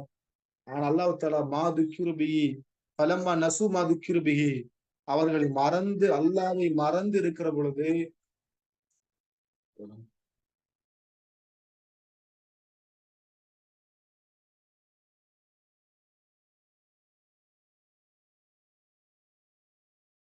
அப்படி உலகத்தை மறந்து அவர்கள் இருக்கிற பொழுது நாம் இன்னைக்கு அவர்களை பிடிப்போம். அந்த பிடி எப்படிப்பட்ட பிடியா இருக்குன்னு சொன்னா, அவர்கள் வந்து நிச்சயம் மீண்டு வர முடியாது அல்லாஹ் சொல்றான். அப்ப இப்படி அல்லாஹ்வுத்தால எச்சரிக்கையோ நமக்கு சொல்றான். அப்ப நம்ம படிக்கிறோம், படிப்பு விஷயத்துல கொஞ்சம் கவனம் இல்லாம ஆப்சண்ட், லீவு, விடுமுறை இது போன்ற இதை நீங்க புறக்கணிச்சீங்கன்னு சொன்னா, உண்மையா அல்லாஹ்வுத்தால அல்லாஹ் பாதுகாக்கணும், நம்மள தூரமான வழிகாட்டுல விட்டுருவோம். அப்போ நம்ம இந்த கல்வி கல்வி வந்து மிகப்பெரிய ஒரு கிஃப்ட் அது. அல்லாஹ்வுத்தாலா உங்களுக்கு இப்படி ஒரு வாய்ப்பு கொடுத்திருக்கிறான். தயவு செய்து நினைச்சிடாதீங்க, அதை மிஸ்யூஸ் பண்ணிடாதீங்க. படிக்கிறதானே படிக்கிறோம், தெரிஞ்சதானே சொல்லி கொடுக்குறாங்கிற இந்த நம்பிக்கையை தூர கலைஞ்சிட்டு, அல்லாஹ்வுடைய மார்க்கம் அப்படிங்கிற விஷயத்துல தெரிஞ்சதோ தெரியாததோ அல்லாஹ்வுக்காக நேரத்தை செலவிட்டு என்ன செய்யுங்க, இந்த கல்வியை படிங்க. இதனுடைய பலன் நாளைக்கு மறுமையில போய் கிடைச்சு அல்லாஹ் தருவான். எந்த சந்தேகமும் கிடையாது. அல்ஹம்துலில்லாஹ் பெரிய முயற்சியின் அடிப்படையில அவங்க பண்ணிக்கிட்டு இருக்கிறாங்க அட்மின். தயவு செய்து அதை புறக்கணிக்காம அவங்களுக்கு என்ன செய்யுங்க, முக்கியத்துவம் கொடுங்க, கல்விக்கு முக்கியத்துவம் கொடுங்க. வகுப்புகளை பொறுத்த வரைக்கும் இந்த வகுப்பு அந்த வகுப்பு நினைச்சாதீங்க. கல்வி பொறுத்த வரைக்கும் ஏனதானே இருந்தாலும் அல்லது விடுபட்டு அப்பப்ப சேர்ந்தாலும் கல்வியினுடைய முழுமையோட நன்மையை நினைச்சு பெற முடியாது. கல்வி என்பது தொடர்ச்சியா தான் படிக்கணும். ஓகேவா? அதனால தயவு செய்து நீங்க வகுப்பை புறக்கணிக்கல, அல்லாவை புறக்கணிக்கிறீங்கன்னு அர்த்தம். அல்லாவுடைய மார்க்கத்தை புறக்கணிப்பது அல்லாவை புறக்கணிப்பதற்கான அர்த்தம். தயவு செய்து இதை நீங்க திருத்திக்கோங்க. சகோதரிகளா இருக்கிறீங்க. நிறைய நம்ம வகுப்புலாம் பார்த்தீங்கன்னா முதல்ல 18 ஸ்டூடெண்ட்ஸ் நினைச்சு கலந்துருந்தாங்க. இப்ப 12, 11 ஸ்டூடெண்ட்ஸ் நினைச்சுறாங்க கலந்துக்கிறாங்க. நல்லா பாதுகாக்கணும். வரக்கூடிய மாணவர்களும் தொடர்ச்சி என்ன செய்வாங்க, விடுபெடுக்காம வாங்க. அல்லாஹ் உங்களுடைய எண்ணங்களையும் செயல்பாடுகளையும் அதற்கு அதை ஏற்று இம்மையிலும் மறுமையிற்கான கூலியை இரட்டிப்பாக தருவான் இன்ஷா அல்லாஹ். அந்த பலனை அல்லாஹ் நமக்கு தரட்டும். பெரிய முயற்சி எடுக்கிறாங்க, இதுக்கான நேரம் செலவழிக்கிறாங்க. சாதாரண விஷயம் கிடையாது. வகுப்பு நடத்துறவங்களுக்கு அந்த வகுப்பு அந்த கைடு பண்றாங்கல்ல கோஆர்டினேட்டர், அவங்களுக்கு தான் அந்த கஷ்டம் தெரியும். ஒவ்வொரு நாளும் ஒவ்வொரு இதை வந்து டைப் பண்ணி இதுக்காண்டி, ஏன்னா அவங்க எந்த ஒரு உலகத்தினுடைய லாபத்தை எதிர்பார்த்து அவங்க செய்யலல்ல. இப்ப யோசிச்சு பாருங்க. உலகத்தினுடைய லாபம் எதிர்பார்க்கிறதா இருந்தா அவங்க நினைச்சிருக்கலாம் வேற ஒரு ஒரு கல்வி மாதிரி ஏதோ ஒன்று ஏற்படுத்தி கொண்டு போகலாம். ஆனால் மார்க்கு கல்வி நினைச்சிருக்கிறாங்க, வச்சிருக்கிறாங்க. அதன் மூலமாக நம்முடைய பெண்களுக்கு வந்து கல்வி கிடைக்கணுங்கிறதுலாம் அல்ஹம்துலில்லாஹ் அப்படி ஒரு முயற்சி தான் நம்ம உலுல் அல்பாப்ங்கிற அந்த இஸ்லாமிய அகாடமி. அல்ஹம்துலில்லாஹ் தொடர்ச்சியாக கலந்து கொள்ளுங்க. எதுல விடுபடுத்துறாதீங்க. ஏதாவது இருந்தது என்று சொன்னால் முன்கூட்டியே காரணங்களை தெரிவித்து வகுப்பு கற்றுக்கொள்வதற்கான இந்த இதை எடுத்துப்பாங்க இன்ஷா அல்லாஹ். அல்லாஹ் நம்முடைய செயல் அனைத்து ஏற்றுக்கொள்வானாக. அல்ஹம்துலில்லாஹ். இல்ல ஒரு நேரம் அல்லாஹ்வுக்காக பொறுமையாக இருந்து மார்க்கத்தை கற்றுக்கொண்டு உங்களுக்கு அல்லாஹ் தஆலா இருக்கக்கூடிய இந்த நேரத்தை நீங்க இந்த மார்க்கத்திற்கான நீங்க செலவிடக்கூடிய நேரத்தை அல்லாஹ் தஆலா இதற்கு பகரமாக அல்லாஹ் தஆலா இன்னொரு நன்மை நினைச்சிருப்பான் உங்களுக்கு. அதை வைத்திருப்பான். அதையும் அல்லாஹ் தஆலா உங்களுக்கு இரட்டிப்பாக தர வேண்டும் என்ற பிரார்த்தனையோடு என்னுடைய இந்த வகுப்பை நம்ம நினைச்சு முடித்துக் கொள்கிறோம். அல்ஹம்துலில்லாஹ். ஜஸாக்குமுல்லாஹ் கைர். பாரக்கல்லாஹு ஃபீக்கும். இதோட இந்த வகுப்பு என்ன செய்யப்படுத்த முடிகிறது.